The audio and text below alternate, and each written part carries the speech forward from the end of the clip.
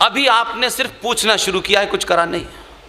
इसलिए कभी गोत्र बताते हैं और गोत्र कभी मस्जिद में जाके बताते हैं। गोत्र मंदिर में बताया जाता है, मस्जिद में नहीं बताया जाता।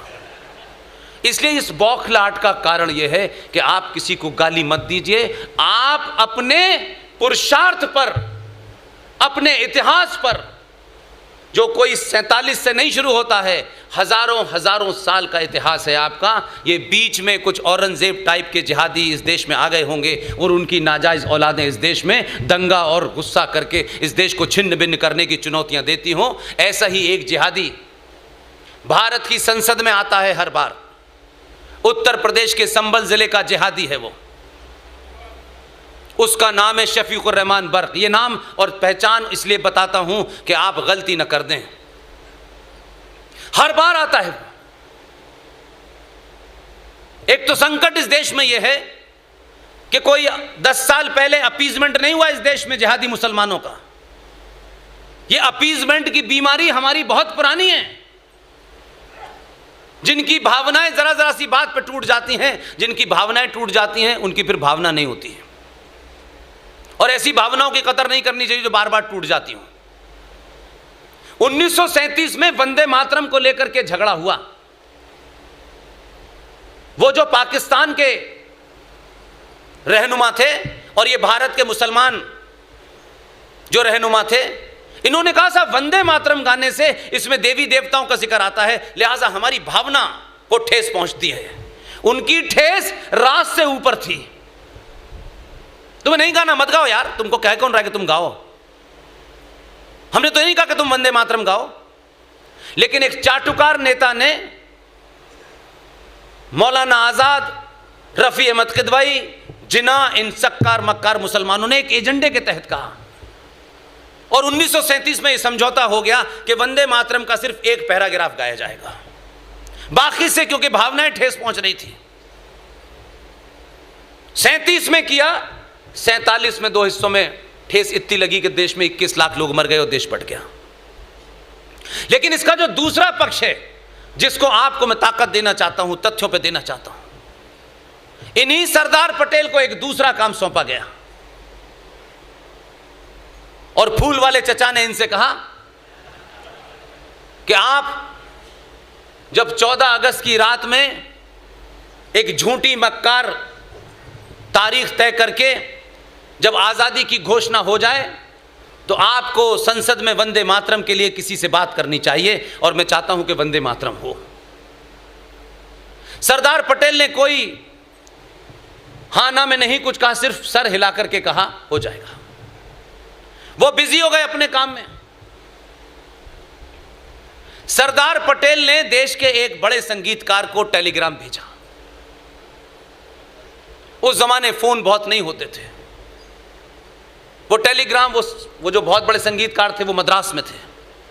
मद्रास से उन्होंने जो टेलीफोन नंबर सरदार पटेल के ऑफिस का था उस पर फ़ोन किया। सरदार मिले नहीं, लेकिन उनके जो पीए था उसको बता दिया उन्होंने कि ऐसे ऐसे टेलीफोन आया है। सरदार पटेल ने पलट के जब उनको फ़ोन किया और उनसे कहा कि आपको मेरा टेलीग्राम मिल गया, मैं चाहता हूं कि आप भारत की संसद में रात में जब आज़ादी की घोषणा हो तो आप वंदे मातरम गाएं। आज हम में से कोई भी आदमी उस आदमी का नाम नहीं जानता। यह हमारा दुर्भाग्य है, यह हमसे जुर्म हुआ है, हमें कबूलना चाहिए।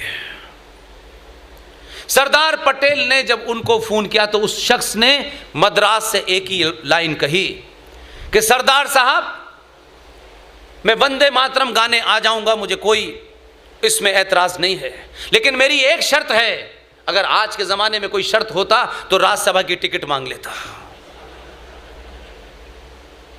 लेकिन इतने कद्दावर लोग थे जो इतिहास में आपके लिए राहें आसान करके चले गए, लेकिन आपने उन राहों को भी सड़कों पे जिहादियों के सामने नतमस्तक होकर समर्पण कर दिया।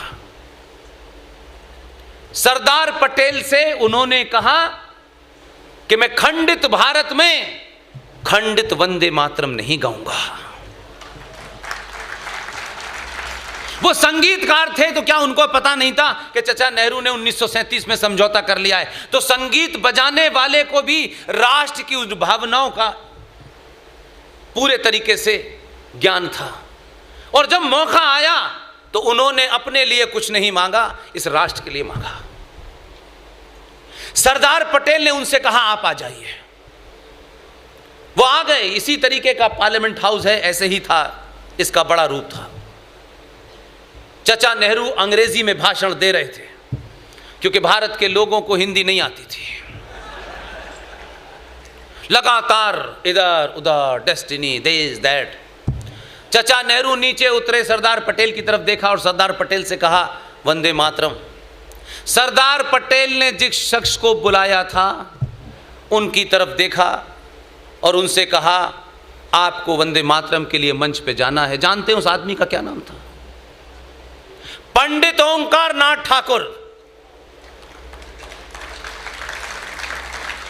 पंडित ओंकार नाथ ठाकुर मंच पे आए और राग में 9.5 मिनट की 22 पंक्तियों का पूरे वंदे मातरम आजाद भारत की पार्लियामेंट में जिस दिन तथाकथित आजादी की घोषणा हुई थी उस दिन वो बजा।